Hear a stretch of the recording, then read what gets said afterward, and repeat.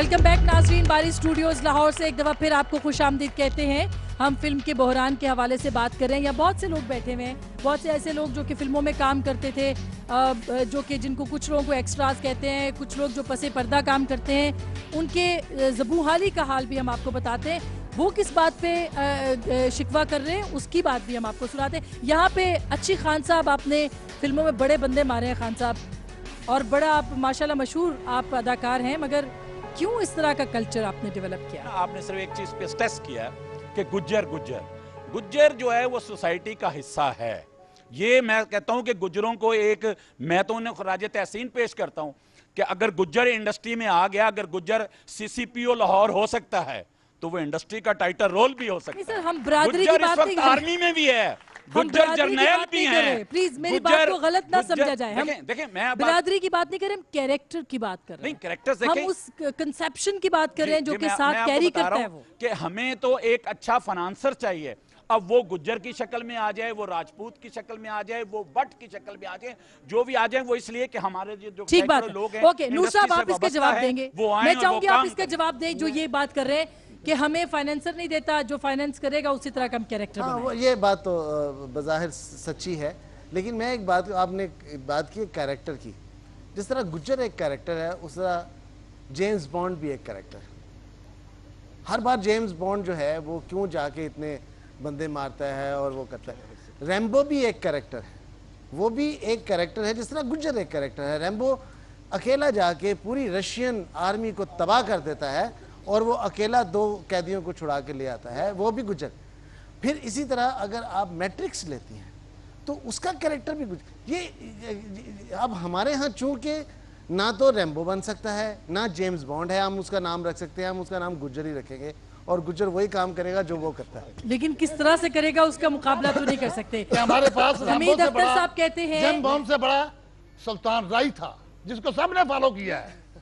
सुल्तान राय साहब वो लेकिन नूर साहब आपकी फिल्म इंडस्ट्री को हिंदुस्तान की फिल्म इंडस्ट्री ने तबाह कर दिया, आप ये बात मानते हैं? ये मैं कहने जा रहा था। तो फिर आपके कहीं ना कहीं कमजोरी तो होगी कि वो डायरेक्टर अच्छी फिल्म दे के आपकी इंडस्ट्री को खा रहा है। जी, हमारी कमजोरी ये है कि हम 2 करोड़ की फिल्म बनाते हैं और वो 200 करोड़ की फिल्म बनाता है। 200 करोड़ की फिल्म यहाँ 2 करोड़ की फिल्म के सामने जब लगेगी तो ओवरशैडो होगी। आप ये देखें वहाँ दुनिया जहान की टेक्निक है, दुनिया जहान की फैसिलिटीज़ हैं जिसके तहत वो फिल्म बना रहा है, और यहाँ के कुछ लोग जो अपनी जेबें भरना चाहते हैं वो फिल्म ला के यहाँ चला रहे हैं, और वो ये नहीं चाहते कि उनके सिनेमा में पाकिस्तानी फिल्म चले, वो ये चाहते हैं कि वहाँ हिंदुस्तानी फिल्म चले।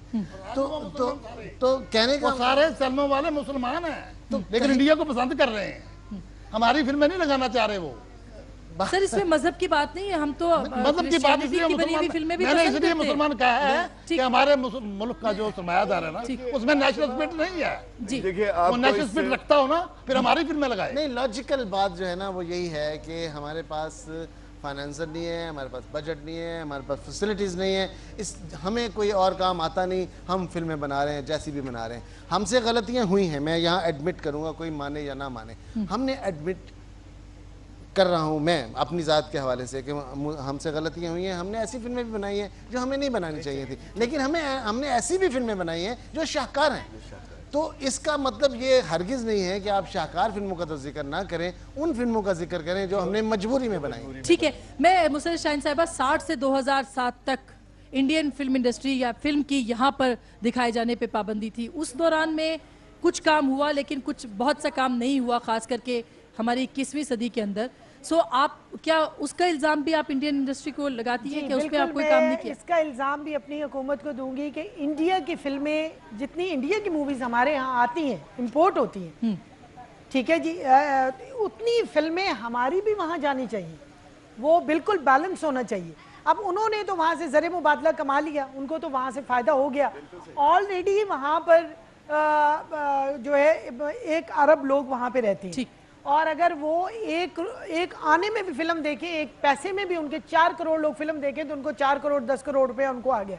हमारे टोटली यहाँ पे 18 करोड़ आवाम है, तो 18 करोड़, हमारा कल्चर चूंकि डिफरेंट है, उनका कल्चर बिल्कुल डिफरेंट है। लेकिन हम उनको देख तो रहे हैं। जी बिल्कुल नहीं, उनकी फिल्में हमारे लोग इसलिए देख रहे हैं कि जी हमारे कॉन्स्टिट्यूशन में भी पाकिस्तानी सिनेमा घरों में सिर्फ 20%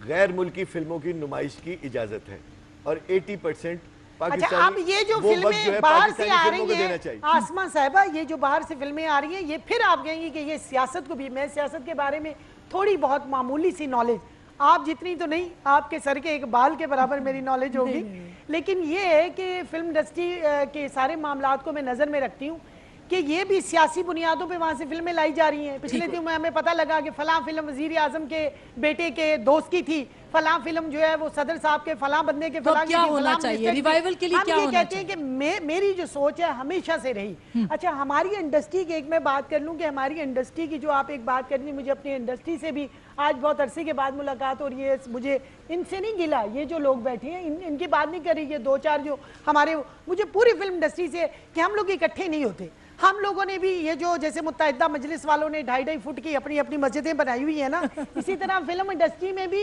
मुख्तलिफ फिरके बने हुए हैं, ग्रुपिंग हुई है, ये ग्रुप इनका है, ये उनका है, ये उनका है। उसमें हमारे ये जो गरीब लोग हैं, जो सपोर्टिंग आर्टिस्ट बैठे हैं, जिनको एक्स्ट्रा का नाम दिया जाता है, हालांकि एक्स्ट्रा का नाम किसी मुल्क में फिल्म इंडस्ट्री के बंदे को एक्स्ट्रा नहीं कहा जाता, वहां पे सपोर्टिंग आर्टिस्ट कहते हैं। ये जो टेक्नीशियन बैठे हुए हैं हमारे, ये आज भूखे मर रहे हैं, आज चाय की एक प्याली के लिए बाहर बैठे होते हैं कि कोई आए चाहे। देखिए 5 करोड़ का फंड मिला फिल्म इंडस्ट्री को, आप फिर कहेंगे कि सियासत आ रही है, फिर सियासत का कसूर है। 5 करोड़ रुपया मिला, पता नहीं है, ये बड़े बड़े पिलर बैठे हुए हैं इस वक्त, इन पिलरों को नहीं पता होगा कि कहाँ चला गया। फिर उसके अलावा बैतुल माल से पैसा मिला, और ये अभी मैं आई हूँ तो बहुत से लोगों ने मुझे शिकायत की, फटाफट बाहर पकड़ा, और मुझे पहले से पता है कि बैतुल माल की रकम उन लोगों को दी गई है जिनका बहुत सारों का फिल्म इंडस्ट्री से ताल्लुक ही नहीं है। ठीक है। और उन्होंने क्या किया, अपने नौकरों चाकरों के ना शनाख्ती कार्ड कॉपीज इकट्ठी कर ली और एक एप्लीकेशन बना ली और एप्लीकेशन बना के दे दी। मुझे भी इसी तरह से एक हुकूमत के बंदे ने कहा कि जी आप इतना बोल रही हैं, इतनी बातें आप कर रही हैं, आपको भी 15 लाख दे देते हैं, आप भी शनाख्ती कार्ड की कॉपियां इकट्ठी कर लें, अब हम एक फंक्शन करने वाले हैं उसमें मैंने कहा ना भाई, मेरे पे कोई करप्शन का अभी तक इल्ज़ाम नहीं है, मैं ये 15 लाख रुपए अपने ऊपर डालकर और ये इल्ज़ाम नहीं, तो हुकूमत इंडिया की फिल्में मैं कहूँगी बंद करे और पाकिस्तान फिल्म इंडस्ट्री को कहूँगी कि खुदा के लिए इकट्ठे और निकलो। मैं तो कहती हूँ पूरे पाकिस्तान की आवाम को कहती हूँ कि खुदा के लिए निकलो बाहर, पाकिस्तान बनाने के लिए दहशतगर्दी पनप रही है, लोगों के पास तफरीह मौके नहीं है। देखिए आसमान जी, मेरी बात को मुकम्मल होने दे। पाकिस्तान जब बना था, थोड़ी बहुत हमने कुर्बानियां दी थी तो पाकिस्तान बना था।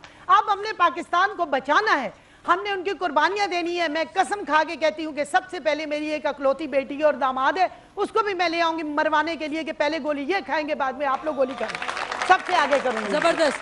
तो इंडस्ट्री के लोग निकले बाहर, निकले जलसे जुलूस रैली। अच्छा क्या करते हैं, एक आपको मजे की खुफिया बात बता दूं कि किन को बुलाया जाता है, हीरोइनों को बुलाया जाता है, या नई कुछ मॉडल हैं, कुछ खूबसूरत सी लड़कियां हैं, उनको बुलाया जाता है कि आए जी, आज वजीर आजम के साथ ब्रेकफास्ट है, आज उनके साथ लंच है, आज उनके साथ डिनर है। अच्छा वहां सुना है कि एक हीरोइन गई तो उसने कहा मेरा जी ये मुतालबा है कि आप इस तरह करें कि मेरी फिल्म पे टैक्स ना लगाए, मैंने बहुत अच्छी फिल्म बनाई। उसको पता नहीं कि मैंने बात क्या करनी है, मुझे किस लिए बुलाया गया है कि मैंने बात क्या करनी है, वो अपनी फिल्म की टैक्स की बात करने चली।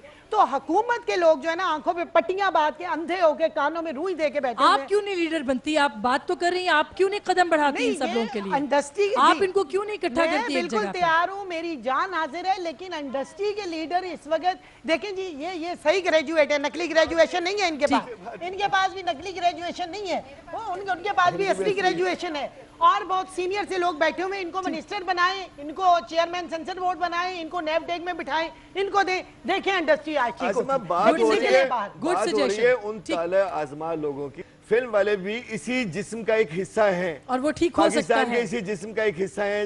ये जिस्म सारे का सारा बीमार है, रोगी है, इसको रोग लग गया है। जब ये जिस्म ठीक हो जाएगा, फिल्म वाले भी ठीक हो जाएंगे। ठीक बात है। इसमें सेंसर बोर्ड के लोगों को भी ठीक करना पड़ेगा, इसमें उन सिनेमा ऑनर्स को भी ठीक करना पड़ेगा। इसमें एक मामूली छाबड़ी वाला ये जानता है कि किस सिनेमा हॉल में कौन सी ब्लू फिल्म चल रही है, पंजाब के किस किस सिनेमा हॉल में, उस जिले का डिस्ट्रिक्ट जो है पूरा निजाम, वो तो दहशतगर्दी पकड़ सकते हैं, वो कैसे ये पकड़ेंगे कि नहीं, कौन हो, वो क्यों नहीं जाता, वो जिले का नाजिम क्यों नहीं, आपको शुरू करना अच्छा मुकाबले में लेके आई अच्छी फिल्म, उसकी अखलाकी जिम्मेदारी है उस नाजिम की अपने इलाके में उस सिनेमा हॉल को चेक करना। लेके आएंगे शीला जवान होगी लेके आगे ये गाने आपको पसंद है, फिर ये ले आते हैं। राणा साहब एक सेकंड, बताएं आप क्या करें? अगर अच्छी तफरी है तो लोग देखेंगे। अच्छी तफरी, राणा साहब अच्छी मयारी तफरी दे रहे, बदनाम हो गई मेरी है, बिल्कुल मयारी है, लोगों ने फिल्म को देखा है, पसंद किया है। देखिए आसमा मेरी बात सुनिए, सबसे पहले तो हमारी इंडस्ट्री को ऑन करें। आप खुदारा आप अपनी फिल्म देखने से पहले ही अपनी इंडस्ट्री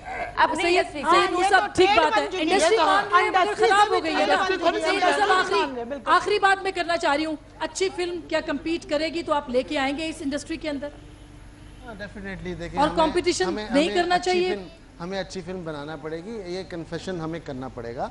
देखिए अगर ये अभी मुसरत जी ने कहा कि हमारी हिंदुस्तान में फिल्म क्यों नहीं लगती, तो हमारी फिल्में इस काबिल नहीं है कि हिंदुस्तान में चले। मैं माफ़ी के साथ कहूँगा, मैं अपनी फिल्म की बात कर रहा हूँ। मैं अगर कहूँ कि मैं मजाजन वहाँ जाके लगाऊंगा तो एक शो नहीं चलेगी, इसलिए कि देखिए मैं बताता हूँ ना, ये हम ख्वाबों में रहते हैं, हम ख्यालों में रहते हैं। नहीं छोटी बात कर रहे हैं, नहीं चलेगी, नहीं चलेगी, ऐसी बात कर रहे हैं। मैं बताता हूँ ना क्यों नहीं चलेगी। ऐसी बात किया गया था, मेरा रीजन तो सुनो ना, किया गया था मुसरत साहब, मेरा रीजन तो सुनो। हमारे मुल्क में टैलेंट की कमी नहीं है, अच्छी फिल्में बन रही हैं। मेरा रीजन ऐसी बात कर रहे हैं आप, मेरा रीजन अरे मेरी बात सुनो, मेरा रीजन तो सुनो यार। नहीं मगर ये रियलिटी है, नहीं रीजन आपको तस्लीम अरे करना मेरा पड़ेगी, रीजन सुने, अच्छी बन मेरा रही है ना जी, मेरा उनके पंजाब में भेजा, फिर उसको रिलाइज करें। राणा साहब वो खुद को भी तो शामिल कर मेरा रहे हैं इसके अंदर। रीजन तो सुन लो, मेरा रीजन तो सुन लो यार। आज हम गुज्जर से हट नहीं रहे, सही बात है, बदल गई। और मेरा चेंज रीजन देना तो सुन लो पड़ेगा। भाई, रीजन सुना दें। इसलिए नहीं चलेगी मेरी फिल्म वहां हिंदुस्तान में कि वहां कोई जियो नहीं है जो मेरी फिल्म को वहां प्रमोट करेगा। वहां कोई हिंदुस्तान का चैनल मेरी फिल्म को दिखाने के, मेरी बात ही नहीं सुन रहे आप, इतने जज्बाती हो।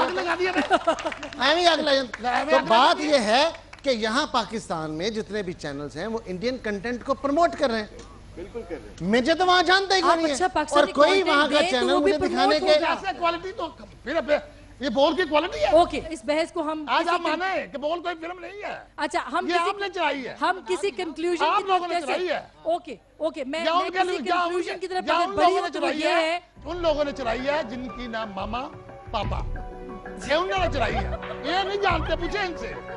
ओके जी, बहुत शुक्रिया, thank you very much. Film industry के बहरान के हवाले से हम बात कर रहे थे। बहरहाल एक कंसेंसस यहाँ पे है, वो कि उसका इजहार कम हुआ है कि फिल्म इंडस्ट्री को ओन करना चाहिए, पाकिस्तानी सिनेमा को ओन करना चाहिए, पाकिस्तानी फिल्म इंडस्ट्री को अपना बनाना चाहिए। ये अच्छी फिल्में लेके आएंगे, टैलेंट की कमी नहीं है अगर इनके ऊपर सरपरस्ती होगी, अगर हुकूमत इनके ऊपर हाथ रखेगा, और अगर ये खुद इस कंपटीशन के अंदर आएंगे जो कि पूरी दुनिया के अंदर इस वक्त है। अगर ऐसा होगा तो अच्छी फिल्म आएगी और हम सब देखेंगे। फैसला